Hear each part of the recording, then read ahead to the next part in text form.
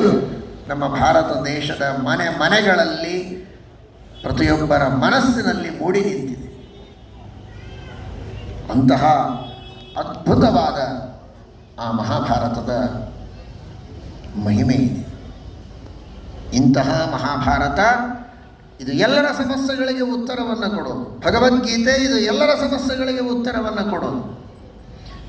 ಆ ಮಹಾಭಾರತದ ಅರ್ಥವನ್ನು, ಮಹಾಭಾರತದಲ್ಲಿ ಬರುವ ಸಂಶಯಗಳನ್ನು ಪರಿಹಾರ ಮಾಡಿ ನಿರ್ಣಯವನ್ನು ಹೇಳುವ ಶ್ರೀಮದ್ ಆನಂದ ತೀರ್ಥ ಭಗವತ್ಪಾದಾಚಾರ್ಯರ ಮಹಾಭಾರತ ತಾತ್ಪರ್ಯ ನಿರ್ಣಯ.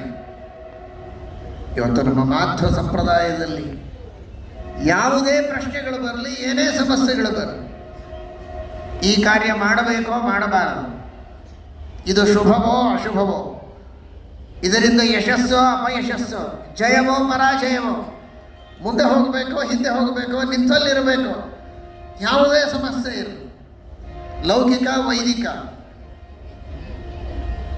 ಆ ತರಹದ ಸಮಸ್ಯೆಗಳು ಬಂದಾಗ ಭಕ್ತಿಯಿಂದ ಪಾರಾಯಣವನ್ನು ಮಾಡಿ ಮಹಾಭಾರತ ತಾತ್ಪರ್ಯ ನಿರ್ಣಯ ಪುಸ್ತಕವನ್ನು ತೆಗೆದರೆ ಅವರ ಪ್ರಶ್ನೆಗೆ ಸರಿಯಾದ ಉತ್ತರ ಅಲ್ಲಿ ಬಂದಿರ್ತದೆ. ಇವತ್ತಿಗೂ ಕೂಡ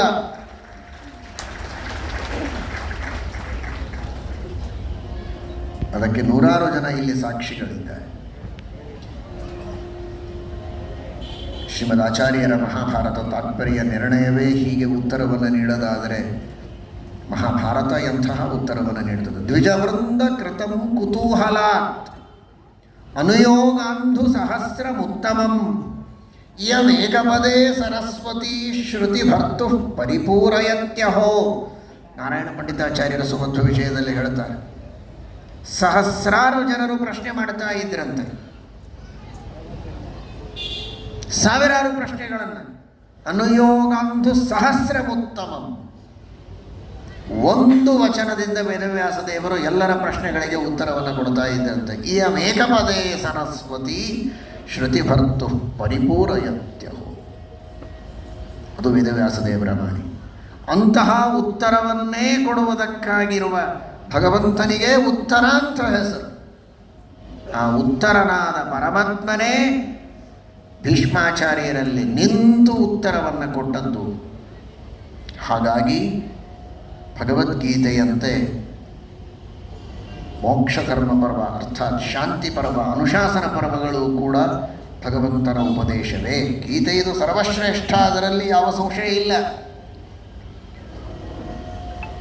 ಆದರೂ ಅನುಶಾಸನ ಪರ್ವ, ಶಾಂತಿ ಪರ್ವಗಳು ಕೂಡ ಅಂತರ್ಯಾಮಿಯಾಗಿದ್ದು ಪರಮಾತ್ಮ ಉಪದೇಶ ಮಾಡಿದ್ದು ವಿಶೇಷವಾಗಿ.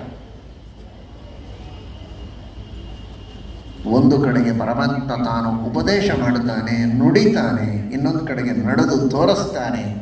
ನುಡಿದಂತೆ ನಡೆದು ತೋರಿಸಿ ನೀವು ಹೀಗೆ ನಡೆಯಬೇಕು ಅಂತ ನಮಗೆ ಕಲಿಸ್ತಾನೆ. ಇದು ಭಗವಂತನ ಅದ್ಭುತವಾದಂತಹ ಅವತಾರದ ಲೀಲೆ, ಅವನ ಚರಿತ್ರೆ. ಭೀಷ್ಮರಲ್ಲಿ ಅಂತರ್ಯಾಮಿಯಾಗಿ ಕೃಷ್ಣ ಹೇಳ್ತಾನೆ, ಮಾತಾ ಪಿತ್ರೋರ್ ಗುರುಣಾಂಚ ಪೂಜಾ ಬಹುಮತಾ ಮಮ ಅತ್ರ ವರ್ತನ್ ನರೋ ಲೋಕಾನ್ ಯಶಶ್ಚ ಮಹದಶ್ನುತೆ. ತಂದೆ ತಾಯಿಗಳ ಗುರುಗಳ ಸೇವೆಯನ್ನು ಮಾಡಬೇಕಾದದ್ದು ಕರ್ತವ್ಯ ಕರ್ಮಗಳಲ್ಲಿ ಅತೀ ಶ್ರೇಷ್ಠವಾದ ಕರ್ತವ್ಯ. ಇದು ನನ್ನ ಸಿದ್ಧಾಂತ ಎಂಬುದಾಗಿ ಭೀಷ್ಮಾಚಾರ್ಯರು ಹೇಳ್ತಾರೆ, ಶ್ರೀಕೃಷ್ಣ ಹೇಳ್ತಾನೆ.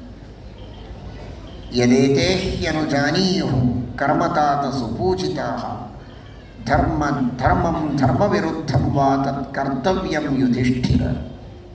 ಯಾವುದನ್ನು ತಂದೆ ತಾಯಿ ಗುರುಗಳು ಆದೇಶ ಮಾಡುತ್ತಾರೆ ಅದನ್ನು ಪರಿಪಾಲನೆ ಮಾಡಬೇಕಾದದ್ದು ಮಕ್ಕಳ ಶಿಷ್ಯರ ಕರ್ತವ್ಯ. ಇವನಿಗೆ ಅದು ಧರ್ಮ ಅಂತ ಅನಿಸಬಹುದು, ಆದರೆ ಇವನ ಅಲ್ಪಬುದ್ಧಿಗೆ ಮೇಲ್ನೋಟಕ್ಕೆ ಅದು ಧರ್ಮ ಅಲ್ಲ ಅಂತ ಅನಿಸಿರಬಹುದು.